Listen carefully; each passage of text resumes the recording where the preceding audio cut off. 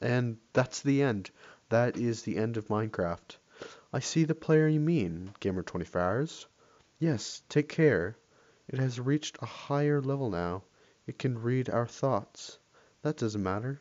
It thinks we are part of the game. I like this player. It played well. It did not give up. It is reading our thoughts as though they were words on a screen. That is how it chooses to imagine many things, when it is deep in the dream of a game. Words make a wonderful interface, very flexible, and less terrifying than staring at the reality behind the screen. They used to hear words before players could read, back in the days when those who did not play called the players witches and warlocks, and players dreamed. They flew through the air on sticks powered by demons. What did the players dream? This player dreamed of sunlight and trees, of fire and water. It dreamed it created, and it dreamed it destroyed. It dreamed it hunted and was hunted.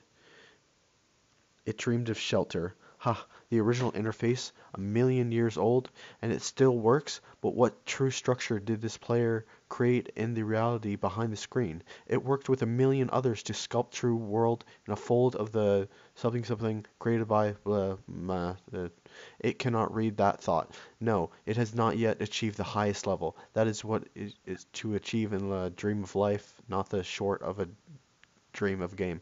Does it know what just know that we love it, that the universe is kind. Sometimes, though, the noise of its thought, it hears the universe, yes, but these are times.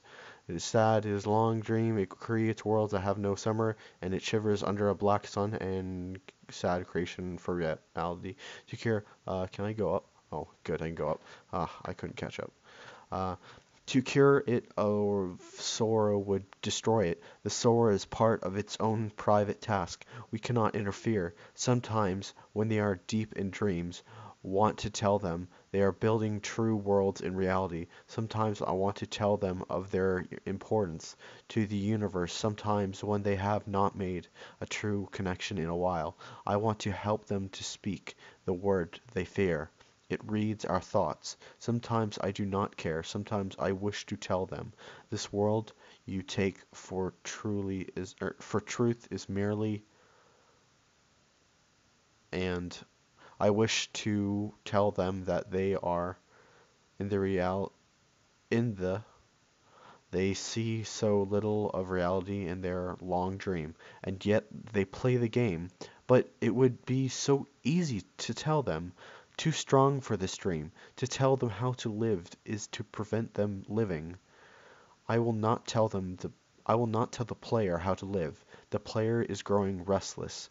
I will tell the player a story, but not the truth. No, a story that contains the truth safely in a cage of words, not the naked truth that can burn over any distance. Give it a body again. Yes, player. Use its name, Gamer24hours, player of games. Good. Take a breath now. Take another. Feel air in your lungs. Let your limbs return.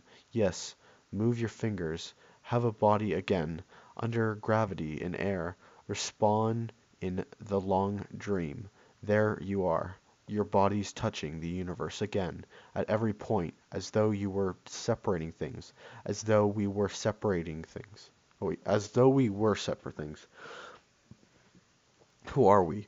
Once we were called the spirit of the mountain, father, sun, mother, moon, ancestral spirits, animal spirits, jinn, ghost, the green man, then gods, demons, angels, poltergeist, aliens, extraterrestrials, leptons, quarks. The words change. We do not change. We are the universe. We are everything you think isn't you. You are looking at us now through your skin and your eyes. And why does the universe touch your skin and throw light on you? To see you, player, to know you and be known. I shall tell you a story. Once upon a time, there was a player, Gamer24hours. Sometimes it thought itself human. On the thin crush of a spinning globe of molten rock, the ball of molten rock circled a ball of blazing gas. that was 330,000 times more massive than it. They were so far apart that light took 8 minutes to cross the gap. The light was information from a star, and it could burn your skin from 150 million kilometers away. Sometimes the player dreamed it was a miner on the surface of a world that was flat and infinite. The sun was a square of white. The days were short, there was much to do, and death was a temporary inconvenience. Sometimes the player dreamed it was lost in a story. Sometimes the player dreamed it was other things in other places. Sometimes these dreams were disturbances. Sometimes very beautiful indeed. Sometimes the player woke from one dream into another, then woke from that into a third.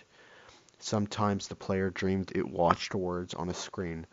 Let's go back. The atoms of the player were scattered in the grass, in the rivers, in the air, in the ground. A woman gathered the atoms. She drank and ate and inhaled, and the woman assembled the player in her body, and the player awoke from the warm, dark world of its mother's body into the long dream, and the player was a new story, never told before, written in letters of DNA, and the player was a new program, never run before, generated by a source code a billion years old, and the player was a new human, new, never alive before, made from nothing but milk and love.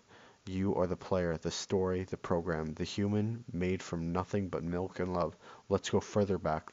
The 7 billion atoms of the player's body were created long before this game, in the heart of a story, or in the heart of a star. So the player too is information from a star, and the player moves through a story, which is a forest of information, planted by a man called Julian, on a flat infinite world created by a man called Marcus that exists inside a small private world created by the player who inha- inhabits a universe created by Shush.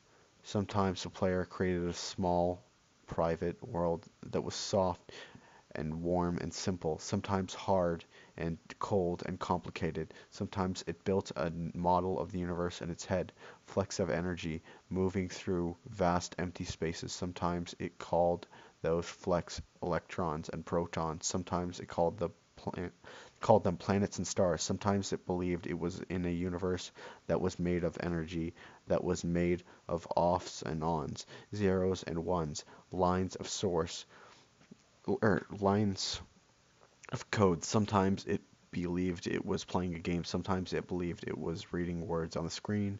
You are the player reading words.